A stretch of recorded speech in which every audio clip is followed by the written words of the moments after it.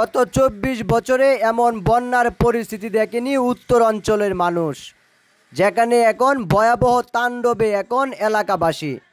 এলাকার মানুষজনের ঘরবাড়ি সব কিছুই তলিয়ে গিয়েছে পানির স্রোতে। মাত্র ২ দিনের ব্যবধানে এখন মাথা উঁচু সমান পানি। গত ২৪ ঘন্টার ব্যবধানে এখন মাথা উঁচু পানি বসত বিটায়। গবাদি পশু সহ নানান জাতের পশু এখন বিপদ সীমায়।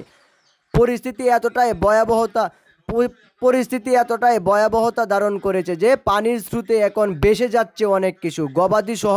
গবাদি পশু সহ খাদ্যের অভাব অনটন দেখা দিয়েছে এলাকায়। দুবাউড়া, হালুয়াঘাট, নেত্রকোনা, নালিতাবাড়ি সহ আশেপাশের এলাকা বন্যায় প্লাবিত হয়েছে, যেখানে এখন উদ্ধার কাজ চলমান রয়েছে। সেনাবাহিনী সহ মোতায়েন রয়েছে অনেক বাহিনী। তারপরও উদ্ধার কাজে এখন এলাকাবাসী নেমেছেন। অনেক ত্রাণ বিতরণ চলছে, তারপরও অনেক জায়গায় পৌঁছেনি ত্রাণ। সর্বোচ্চ চেষ্টার পর এখন আমরাও চলে এসেছি আমাদের সর্বোচ্চ সহযোগিতা করার জন্য। পরিস্থিতি এতটা ভয়াবহতা হবে উত্তর অঞ্চলের পরিস্থিতি এতটা ভয়াবহতা ধারণ করবে উত্তর অঞ্চলের মানুষ কখনো ভাবেনি। গত ২৪ বছর পর এই প্রথম এমন অবস্থা হয়েছে এখানে। পরিস্থিতি যাই হোক, আমাদের সামাল দিতে হবে। পরিস্থিতির মোকাবেলা করতে জানে বাংলাদেশের মানুষ।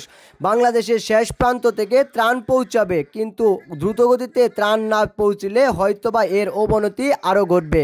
ব্যাঘাত ঘটেছে খাদ্যের। ঘরে অনেক কিছু থাকার পরও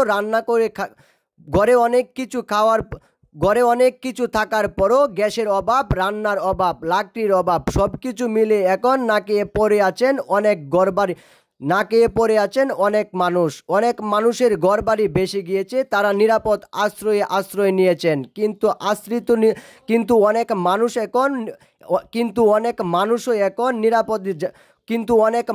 এখন নিরাপদে আশ্রয় নিতে পারেননি। তাদেরকে উদ্ধার করার জন্য অনেক টিম রয়েছেন। তারা উদ্ধার কাজে সময় ব্যাহত করছেন। বাংলাদেশের মানুষ জানে মানুষের পাশে কিভাবে দাঁড়াতে হয়। তাই আপনাদের একটাই কথা, আপনারা এগিয়ে আসুন, তাদেরকে সাহায্য সহযোগিতার হাত বাড়িয়ে দিন। হালুয়াঘাট, দুবাউড়া, নালিতাবাড়ি, শেরপুর এই অঞ্চলের মানুষ এখন বুঝছে আসলে পানির তাণ্ডব লীলা আসলে কতটুক। স্রোতের প্রবাহে এখন ঘরবাড়ি ডুবে যাচ্ছে। পানি কমার কোনো নাম তো নেই, পানি কমার কোনো অপশনই নেই। এজন্য বেড়েই চলেছে দিন বাই দিন। ঘন্টার পর ঘন্টা প্রায় ১ হাত করে বাড়ছে পানি।